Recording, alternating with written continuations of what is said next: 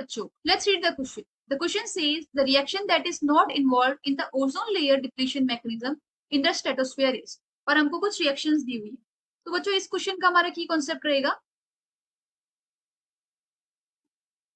Depletion of ozone. Depletion of ozone. अब ozone का formula कैसा होता है? O3. ये फॉर्म कैसे होती है? जब डाइऑक्सीजन अल्ट्रावायलेट रेस के साथ रिएक्ट करती है तो ये क्या हो जाता है? मॉलिक्यूलर ऑक्सीजन एटॉमिक ऑक्सीजन में कन्वर्ट हो जाता है. फिर से क्या होगा? O2 से रिएक्ट करेगी और O3 का फॉर्मेशन करती है. तो ये हमारा ओजोन का फॉर्मेशन किया. अभी जो ओजोन है, जो स्ट्रेटोस्फेयर, जो अपर स्ट्रेटोस्फेयर है, वहां पर हमको काफी अच्छे अमाउंट में पाई जाती है और ये बहुत हेल्पफुल होती है. ये जो सन से आई हुई हार्मफुल यूवी रेडिएशन है उससे हमको प्रोटेक्ट करती है. तो हम बोल सकते हैं जो अपर स्ट्रेटोस्फेयर है, upper stratosphere has considerable ozone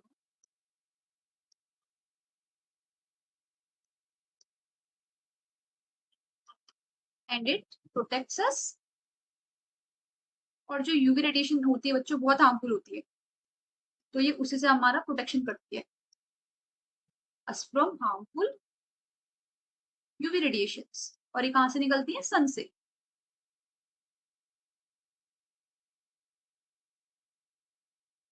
coming from the सन.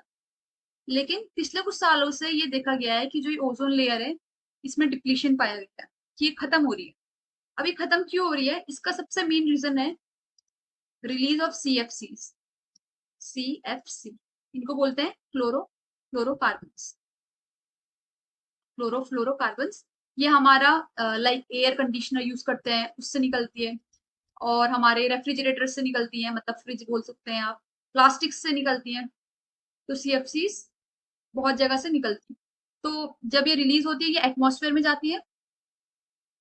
जैसे ये रिलीज हुई CFC एटमॉस्फेयर में गई, फिर ये क्या करती है? जो एटमॉस्फेयर में नॉर्मल एटमॉस्फेरिक गैसेस होती है उनके साथ मिक्स करती है, और फिर मिक्स होते होते ये ऊपर स्ट्रेटोस्फेयर में पहुंच जाती है.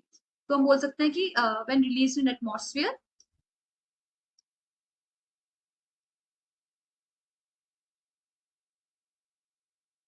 एटमॉस्फेयर में रिलीज हो गई, उसके बाद ये मिक्स करती है जो एटमॉस्फेयर में गैस है, एटमॉस्फेरिक गैसेस, और उसके बाद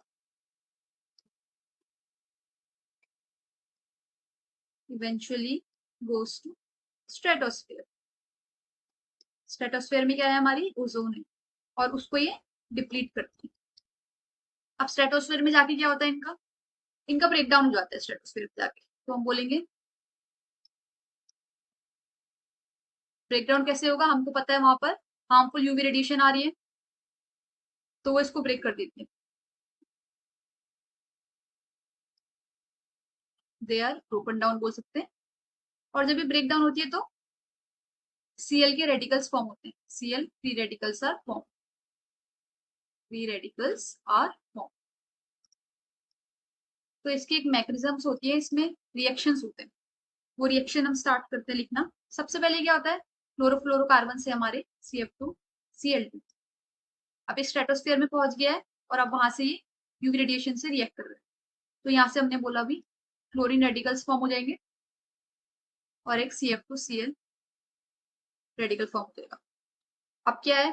जो ये रेडिकल बिना है हमारा, ये रिएक्ट करेगा जो ओजोन है हमारे स्ट्रेटोस्फेयर में. ठीक है, तो Cl रेडिकल रिएक्ट कर रहा है हमारा ओजोन से, और ये बना देता है ClO रेडिकल प्लस O2. अब क्या होगा? जो ये ClO रेडिकल है ये हमारा रिएक्ट करता है एटॉमिक ऑक्सीजन से.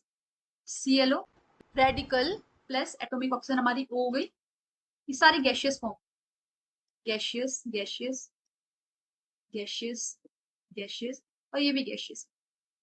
अब इसने इसके साथ रिएक्ट किया एटॉमिक ऑक्सीजन के साथ, फिर से इसने क्लोरीन रेडिकल्स का फॉर्मेशन कर दिया और O2 बाहर निकली.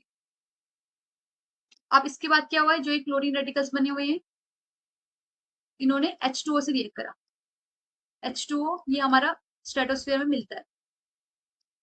यहाँ से इन्होंने किया ये HOCl और H रेडिकल. अब फिर से जो HOCl है ये फिर से सनलाइट से रिएक्ट करता है, यूवी रेडिएशन से, रिएक्शन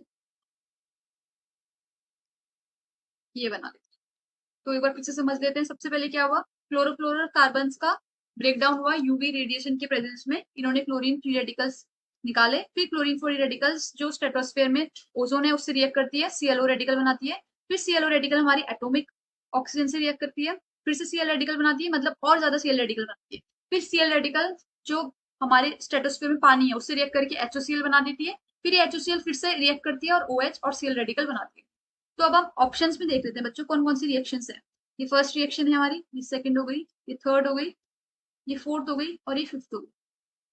देखो पहला ऑप्शन है CF2Cl2, इसका देखो क्लोरोफ्लोरोकार्बन का ब्रेकडाउन हो रहा है Cl रेडिकल में और CF2Cl2 में, तो ये वाला तो हो रहा है प्रोसेस। सेकंड है फिर से ClO रिएक्ट करता है एटॉमिक ऑक्सीजन से, अभी हमने बताया, और ये इसका फॉर्मेशन और O2 का फॉर्मेशन हो रहा है, यहाँ पे क्लोरीन हुआ, ये भी है रिएक्शन में।